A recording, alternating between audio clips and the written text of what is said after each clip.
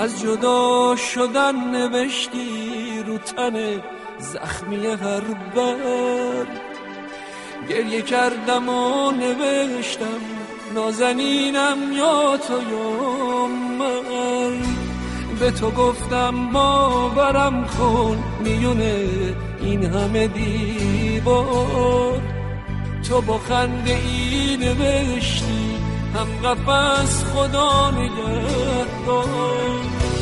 بنویس مهلت موندن یه نفس بود. سهم من از همه دنیای قفس بود. بنویس که خیلی وقته واسه تو گریه نکردم.